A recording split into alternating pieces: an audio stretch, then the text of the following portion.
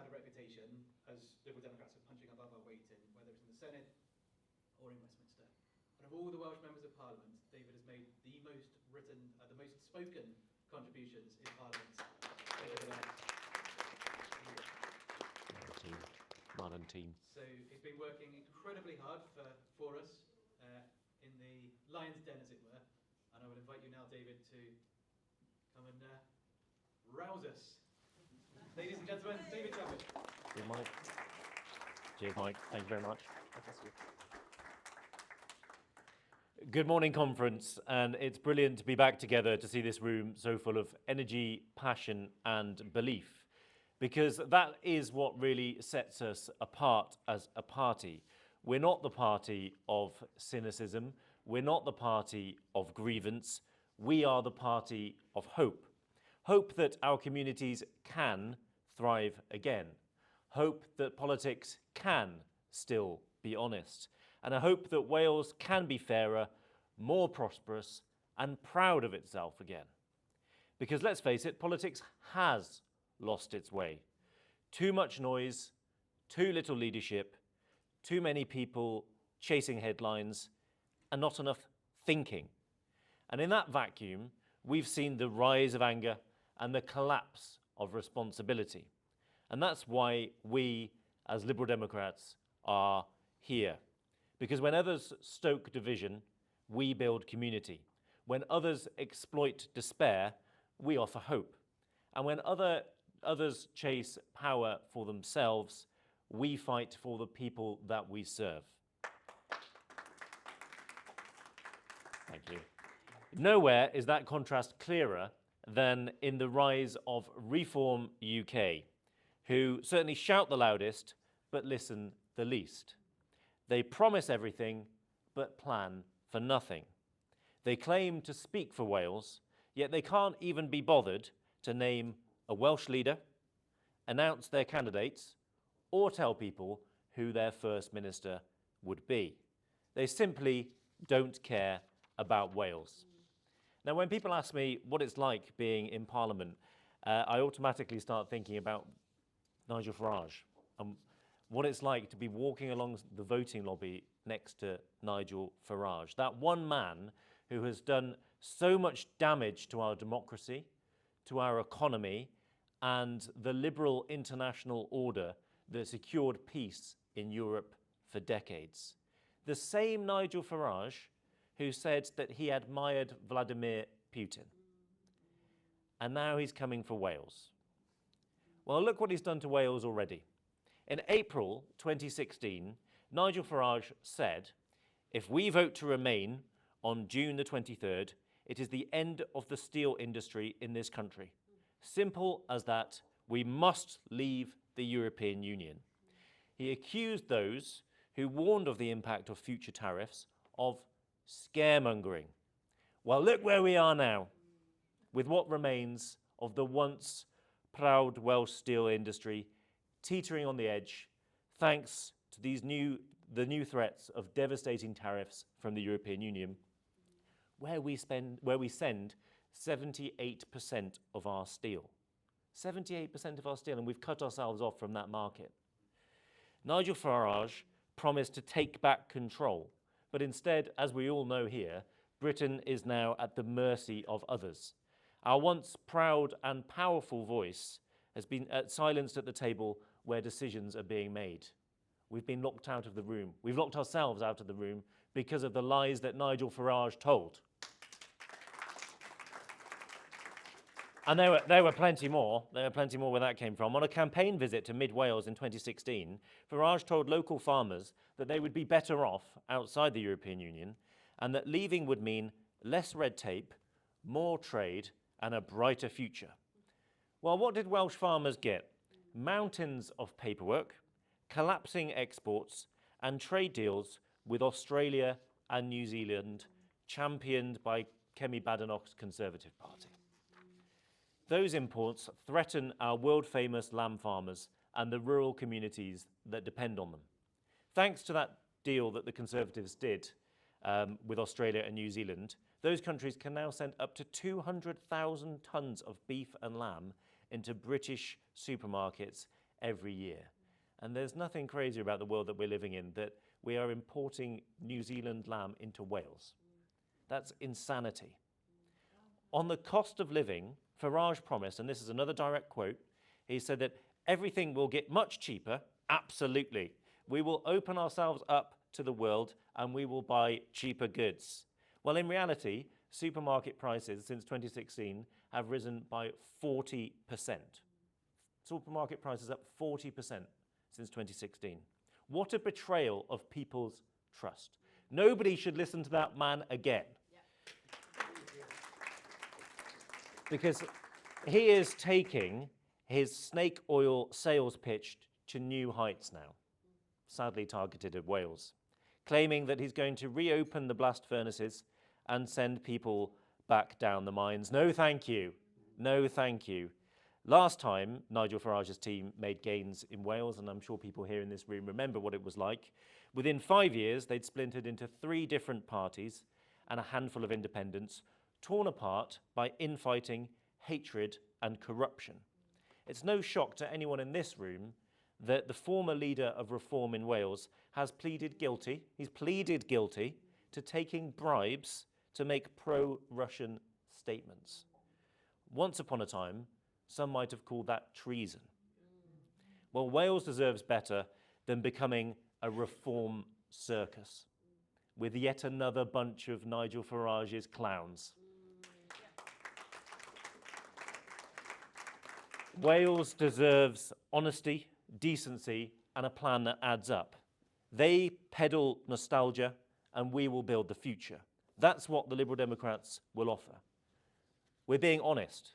The political landscape is changing fast, and the Conservative Party is falling apart before our very eyes.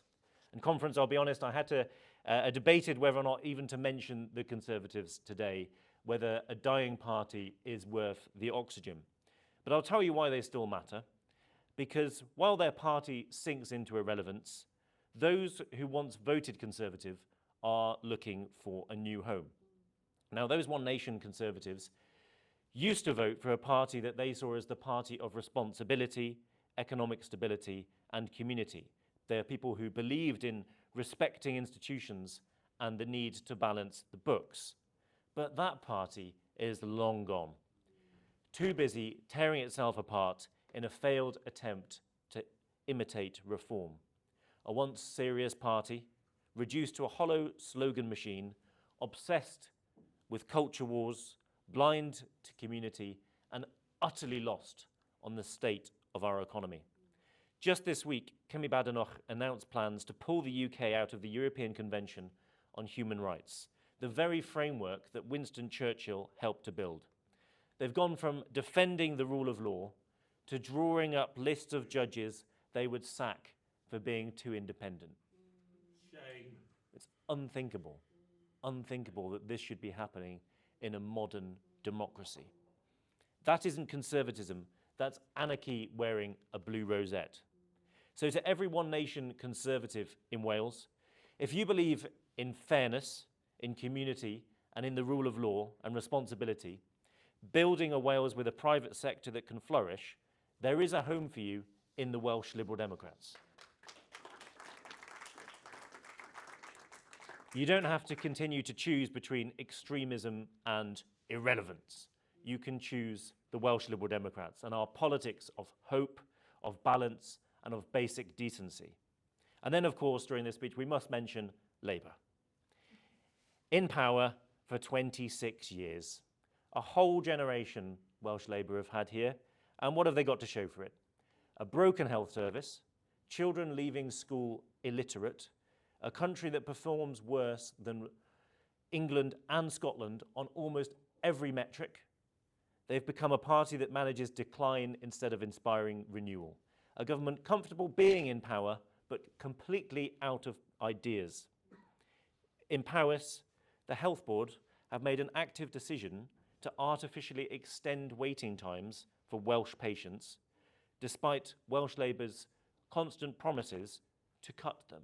Like, leaflets are coming through people's doors in Paris saying we're cutting waiting times, and those same people are being told by their health board, sorry, we're going to have to delay your treatment because we don't have the money for it. That's an appalling situation to be in.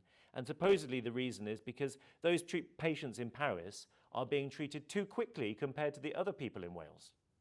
Imagine that. Imagine being a Welsh government minister responsible for telling those injured, limping, hobbling patients that they can't have the treatment that's on offer to them. It's a disgrace that that policy has been implemented.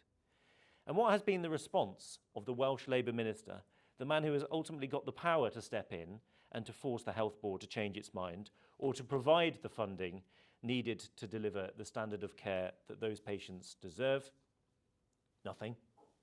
No condemnation, no meeting with the health board or local representatives to find an alternative solution, not a word.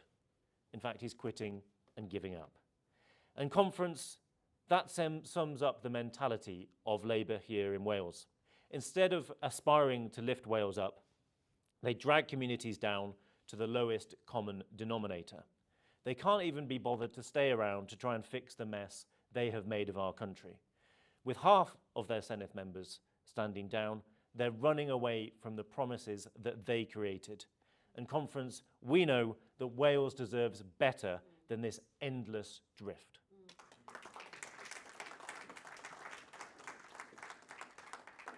So while others trade blame, here's what we stand for. Liberal Democrats don't just talk about values, we live them. Do our best to. Our vision for Wales is clear and hopeful. We believe in putting power in the hands of communities, not distant ministers, because people know what works best where they live. We believe in education as the great leveller, and in a childcare system that lets every family work, learn, and thrive. We believe in healthcare that prevents problems before they start, supporting people early, easing pressure on hospitals, keeping us safe and independent in old age. We believe that it's possible to have a strong private sector alongside great public services, because Wales simply cannot thrive on government jobs at all, alone. We believe in our young people. We believe in tackling poverty, fixing the housing crisis, and protecting the environment that sustains us all. That is our liberal vision: fairness, freedom, community, a Wales that works for everyone. And we're proving it already. Look at our candidates. People rooted in their communities, people who know their towns and villages inside out, people who don't need a focus group to tell them what matters to people on the street. Our candidates are community champions. They're the living, breathing proof that when people get the chance to lead locally, things can change. And that's what 2026 is all about. We are fighting populism. We believe that the best way to do so is to be truthful and honest. This is a long-running liberal tradition. As a former liberal prime minister once said, liberalism is the trust of the people tempered by prudence. And that's not David Lloyd George. I bet you all thought it was. It wasn't David Lloyd George. That was Gladstone. That was Gladstone. I just thought I'd surprise you by throwing a different one in. But I think that quote still means something in this day and age. We have to tell people the truth. We have to show that politicians aren't afraid to tell them the truth, and that reforms lies are not going to get them where they want to go. Because the next election won't be left versus right. It won't be Labour versus Conservative. It will be fear versus hope, a choice between harking back to the past or offering an ambitious vision of the future. Reform will continue to offer fear, false promises, and further division. We offer hope, change, and the ambition that things can, will, and must be better. Our hope and our belief is that politics can be decent again. Our hope is that leadership can be honest again, and hope that our best days are still ahead of us. So let's take that message to every town, every valley, every street, every farm in Wales. Let's tell people you don't have to settle for chaos or division, because the Welsh Liberal Democrats are back. And we will give Wales the leadership, the status, and the future it deserves. So diolch yn fawr, conference. Let's get to work And next time we're here in Wrexham, let's make sure there are at least 10 of these banners up here at the front.